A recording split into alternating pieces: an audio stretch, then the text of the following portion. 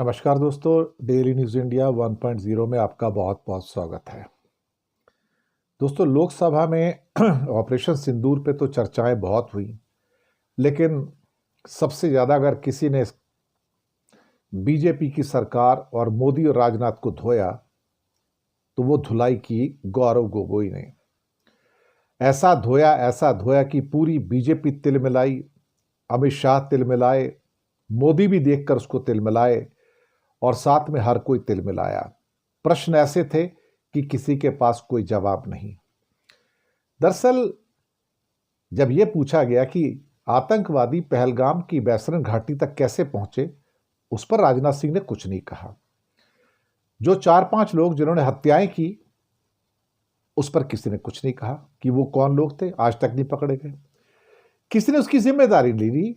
जब गौरव गोगोई ने कहा कि लेफ्टिनेंट गवर्नर को नहीं, केंद्र के गृह मंत्री को, मोदी जी को जिम्मेदारी लेनी चाहिए थी, तो गृह मंत्री मनोज सिन्हा जो लेफ्टिनेंट गवर्नर है उसके पीछे छुप रहे हैं। यह सही बात है। और गृह मंत्री चुप होकर बैठे हैं क्योंकि छुपने की कोशिश कर रहे हैं ना। जिम्मेदारी कैसे स्वीकार कर लें? इनका काम जिम्मेदारी स्वीकार करना नहीं है।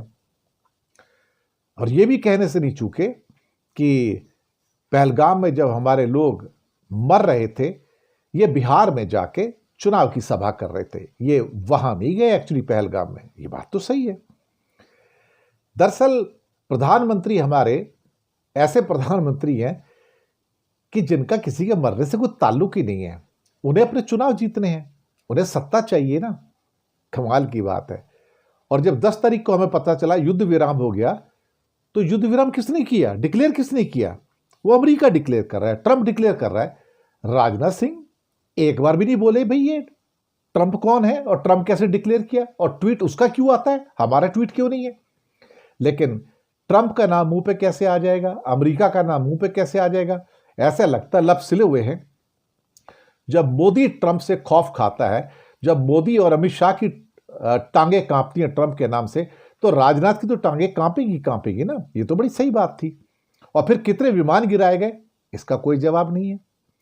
जबकि उन्होंने कैप्टन शिव कुमार का, सीडीएस का भी जिक्र किया कि वो कह चुके हैं, बताओ कितने विमान गिरे हैं। कुछ नहीं बताया। ऐसा लगता है कि मुंह के अंदर सिलाई हो चुकी है उनको और वो कुछ नहीं करना चाहते। और तो और जब उन्होंने कहा कि हमारा हमला बहुत सीमित था, आपका हमला सीमित था यानी कि सिर्फ आतंकवादियों को मारने के लिए आपने युद्ध किया क्यों? फिर इसका मतलब तो आप युद्ध का इरादा नहीं था। अगर आपका क्यों इरादा नहीं था भैया आपका? जब युद्ध शुरू किया है तो फिर बंद क्यों किया आपने? किसके कहने में बंद किया? और पीओके कब वापस लोगे? नहीं, पीओके के लिए युद्ध नहीं था तो कब होगा?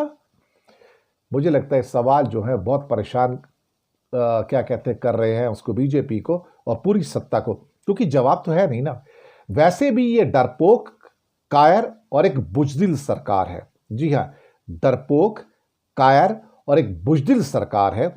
इस सरकार से आप ये तो बिल्कुल भी उम्मीद मत कीजिए कि ये कभी पीओके वापस ले पाएंगे, क्योंकि चाइना ने गिलगिट बाल्टिस्तान पूरा हथिया लिया है और वो सारे के सारे ख्वाब कि हम गिलगिट बाल्टिस्तान को वापस ले लेंगे, मुझे लगता है कि मोदी जी को और अमित शाह को एक जन्म और लेना पड़ेगा, तब उनके मन में ख्याल आएगा कि पीओके आ सकता है। उससे पहले तो नहीं आने वाला। और इस जन्म में तो कम से कम ये दोनों की जोड़ी जो है, जी हाँ, मोदी शाह की जोड़ी, इस जन्म में तो ये भैया इनके बस की नहीं है पीओके वापस लेना। ये सब कागजी पहलवान है।